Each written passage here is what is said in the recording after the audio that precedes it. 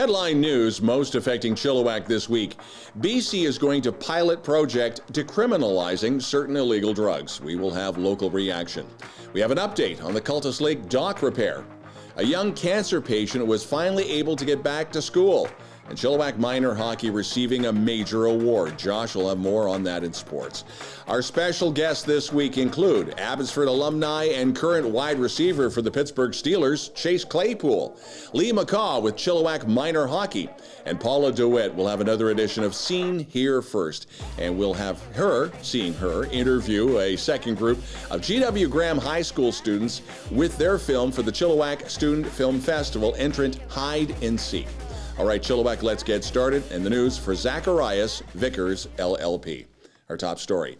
It is decriminalization, but it is not legalization. BC has received a Health Canada announcement to a short-term exemption to decriminalize possession of small amounts of illegal drugs for personal use. It's a 3-year pilot project. It starts next year. If in possession of less than 2.5 grams of opioids, cocaine, or meth, you won't be prosecuted. If you are trafficking, that remains a criminal offense. Peter Lang is the president of the Chilliwack Métis Association, and he told chillTV, as many of you might remember, my son Nick was criminalized in order to receive access to treatment for his addiction back in 2015. That actually led to his death. The decriminalization of small amounts of illicit drugs is a much needed step in the right direction. We need to treat addiction like the healthcare problem that it is, rather than a criminal problem. The next step is safe supply.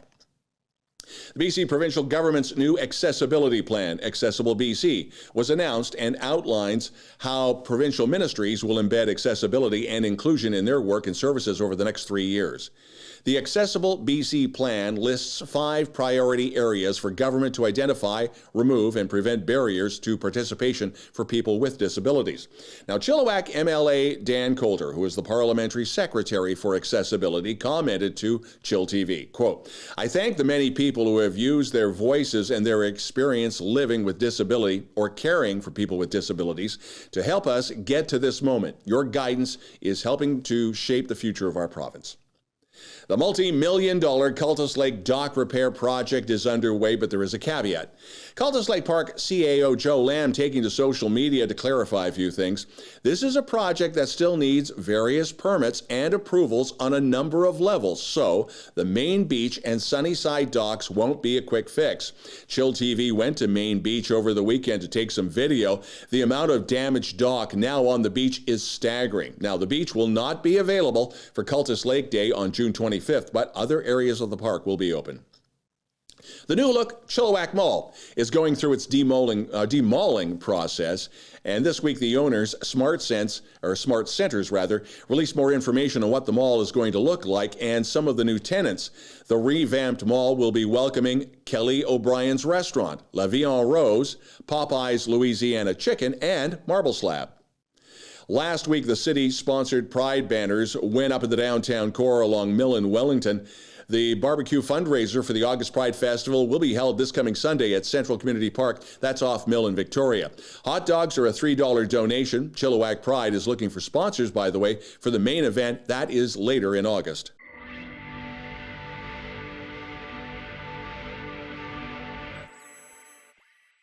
BC Transit and its partner communities across the province are once again offering the popular Grad Pass program for graduating high school students.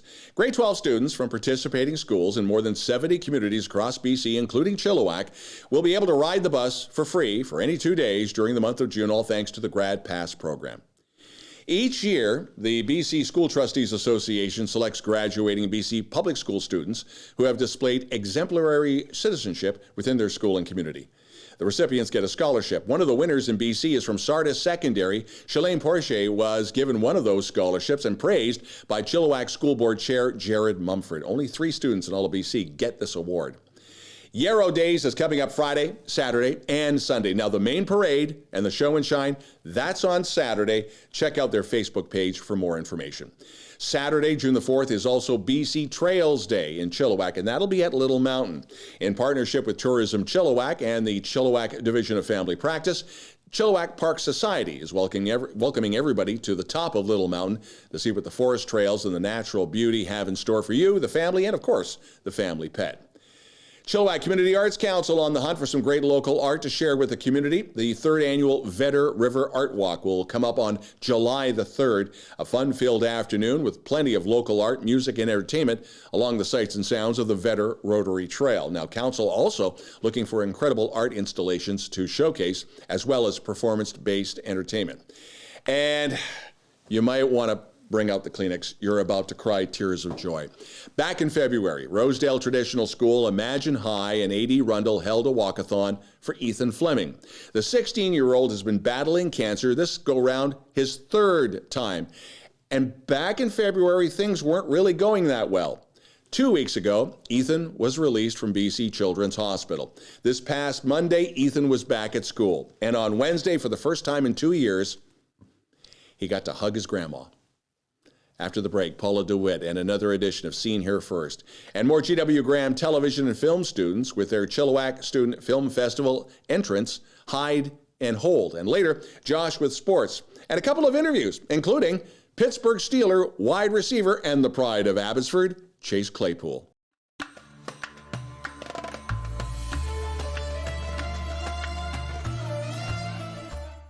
This is Paula DeWit, and welcome to Seen Here First. In the studio with me, I have 4 wonderful guests. Some young people who are very good at making movies. And I understand that you made a movie that's going to be in the Chilliwack Student Festival. That's wonderful. And you guys are from G.W. Graham? Yeah. We are all, Very cool. So why don't you introduce yourselves, tell us what grade you're in, and a little bit about what your part is in the movie that you created. All right, well, I'm Rachel, and I am in grade 11. I've taken film since grade 9, and I usually play the part of, like, creating the ideas and working on the script. I'm usually behind the scenes, although sometimes I do act.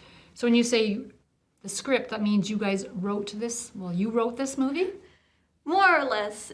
It's not necessarily a very, detailed script, more of a guideline. We like to, take it, go with it as it goes kind of thing, let it happen as it happens. Very cool. How about yourself? I'm Aiden. I am in grade 12 at GW. And for films, I'm usually an actor. Sometimes I do a little bit of everything, but I usually act. Nice. Is that what you want to do when you get out of high school? Is that what you aspire to be? I would like to. That would be fun. Yeah. How about yourself? I'm Claire. I'm from GW, grade 11, and I tend to do a lot of the filming and editing, and it's definitely a process. Yeah. So what cameras are you using? Are you using VHS, Rebels, what? Well, we use a bit of both. In this film, we used a 90s Sony camera, and it was quite fun to use. And we usually use a Canon Rebel, yeah? I believe so, yes. School provided. Mm-hmm. That's really neat. And how about yourself? My name is Dakota. I am in grade 11, and I'm kind of the wild card in it. I mostly act, but I also tend to fix some lighting and also some other stuff, mostly acting. You do Nice. filming He's like a too. jack of all trades. I do kind of guy. film. Do you guys have music in yours? In most of our films, yes. I believe this one, yes, also. Isn't Ave Maria in your film? There's one film that has Ave Maria.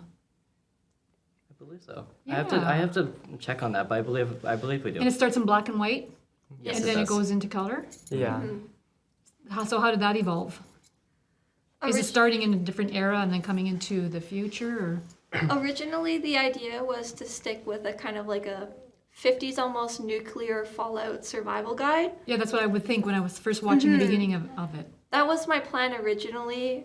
It kind of evolved from there. We added a extra segment at the end featuring me as an actor as kind of an ode to an older film that we made called Canned Peas, where it was about my character, surviving a nuclear fallout. So. Oh, cool. Like a sequel. Yeah. That's wonderful. So how many films have you guys made together? I think it's about 2 or 3. Yeah, something like that. Yeah. And you guys always work together as a unit, or do you guys split off and work with other creators as well? Me and Rachel have been in quite a few different classes, and we're usually working with a bunch of different people. Like, we've made probably like 15 videos, but with like all different people. And this group has been pretty fun. We've made some really cool stuff together. That's really neat. I'm excited to see the movie, and let's have a look at the movie now. And we'll see you next time on Seen Here First.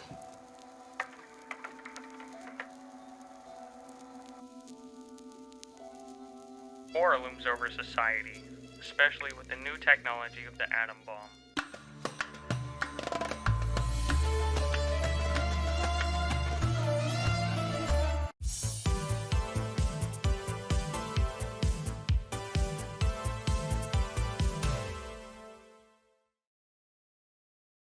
Welcome back to Sports, everyone. Josh here with you once again. My neck kind of hurts because I have a sunburn, and my throat hurts because I have a sore throat. But I'm here, and we're doing this because that's what we do. Now, this weekend was a very cool event. We were promoting it last week. The BCCFA, BC Community Football Association Prospects Game, also known as The Game, which was a little confusing because there were actually 3 games that happened back to back to back with 3 different age groups. They started a little bit shorter than me, and then they were about as tall as me, and by the end, I was holding the microphone up here, which was amazing. It was unbelievable to see these young players playing football at a really high level. Some of the plays that were made were just unbelievable. Such a cool day. I also learned that UV rays are not stopped by clouds, so that's new for all you science nerds out there.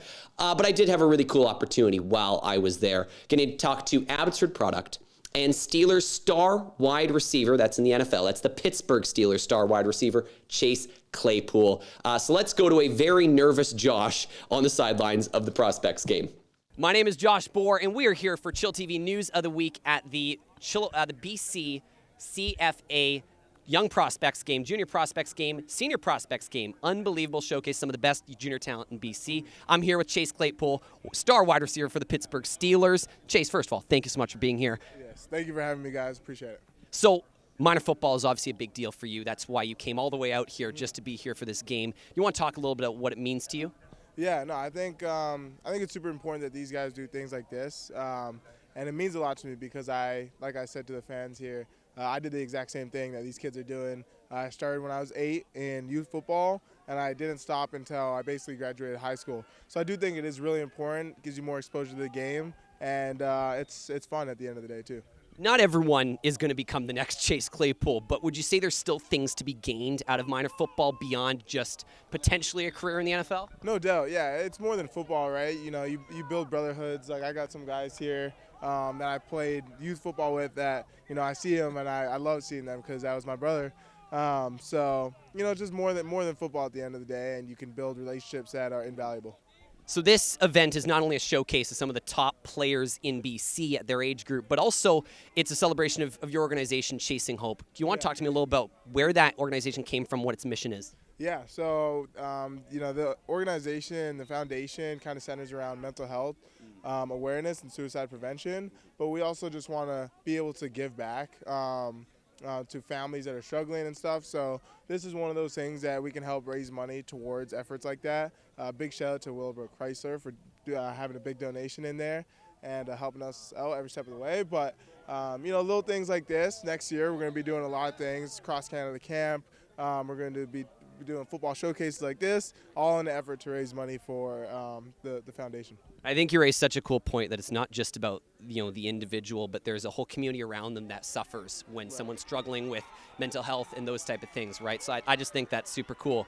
So you grew up in this area, grew up in Abbotsford. Now you live in Pittsburgh mostly now? About half the year I live in Pittsburgh. I'm here for like 2 months out of the year, and then LA for the other.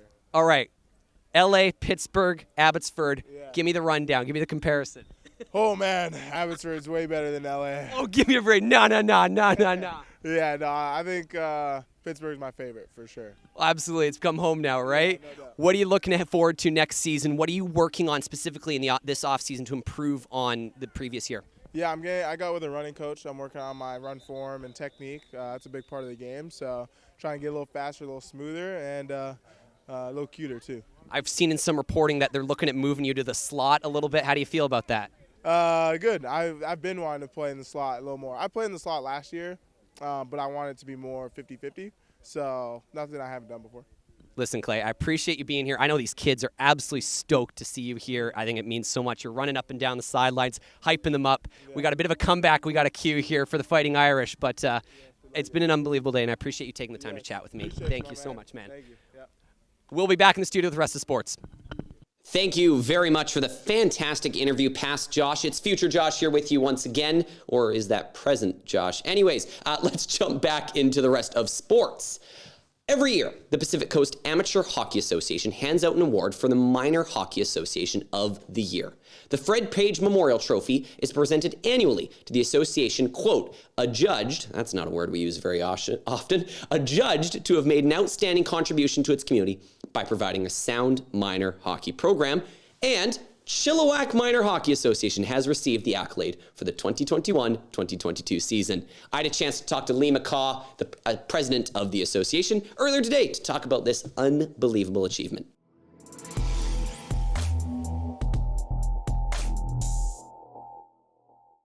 We are here today and very pleased to be joined by Lee McCaw, the president of Chilliwack Minor Hockey Association. Lee, thank you so much for taking some time to chat with us today.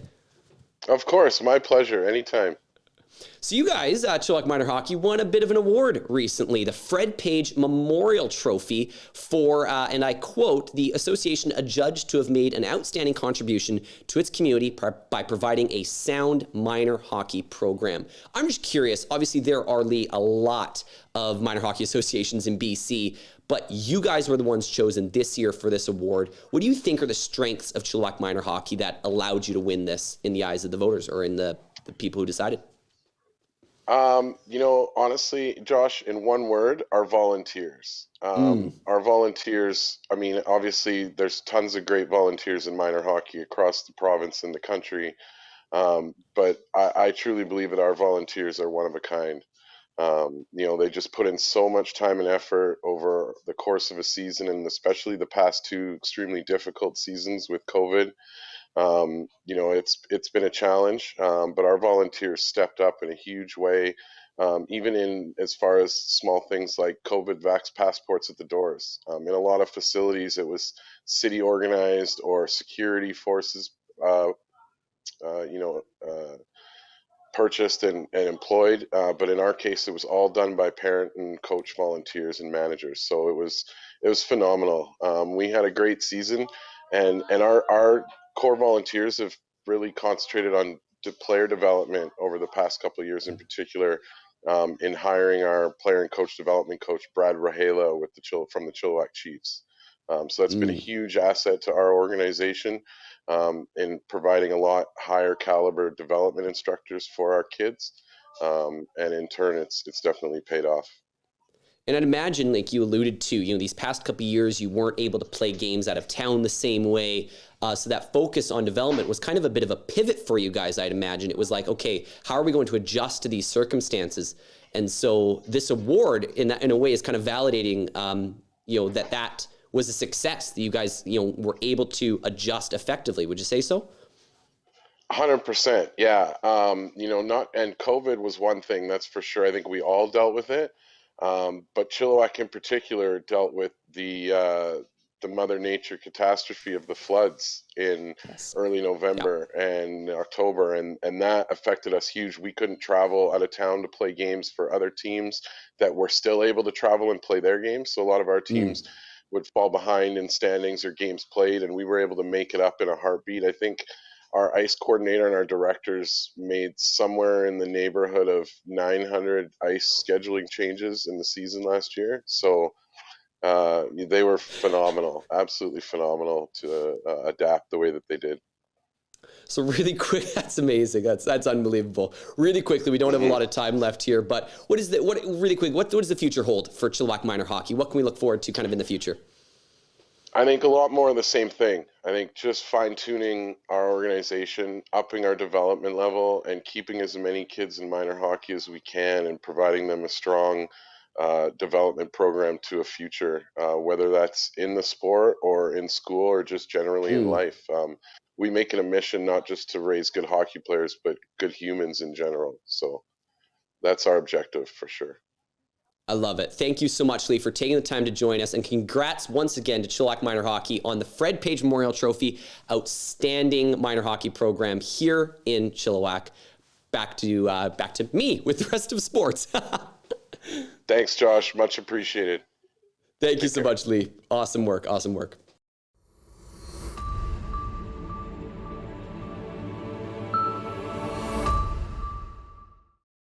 Thank you again to Lee for joining us. Let's get right back into sport. 2 interviews today. You guys are getting spoiled out there. Anyways, let's jump into it. Well, the Chilliwack Jets' inaugural Pacific Junior Hockey League season didn't end the way everyone might have hoped. The same cannot be said for the Junior Jets hockey program, who have had an unbelievable season. The U9s won their 3rd tournament of the year. The under 15 female Jets program battled hard all this past weekend and placed 3rd in a tournament to take home bronze. And the U8 Jets finished off the season in the best way possible for a bunch of 7-year-olds. Some amazing memories and new friendships. Unbelievable weekend for them. So congrats to all the players and hockey moms and dads. This is just the beginning. The best is yet to come for the Jets and the Junior Jets. Cultus Lake Golf Club announced the first annual Cultus Lake Open, which will take place August 12th to 14th, and registration is open right now.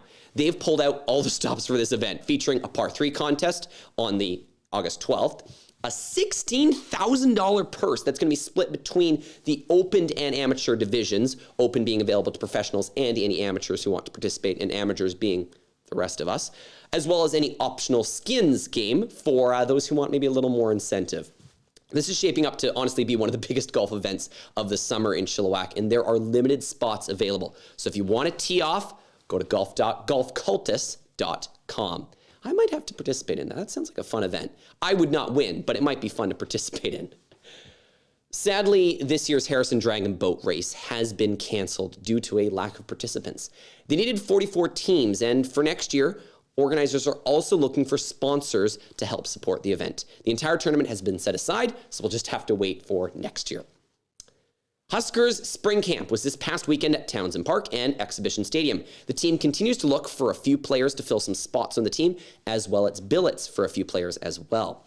The main training camp starts in early July. Well, the first game of the season is going to be at home to the expansion team, the Prince George Kodiaks, on July the 23rd. All right, after the break, we're going to go to Don with the weather. Thank you so much for joining me, and I'm going to undo this collar.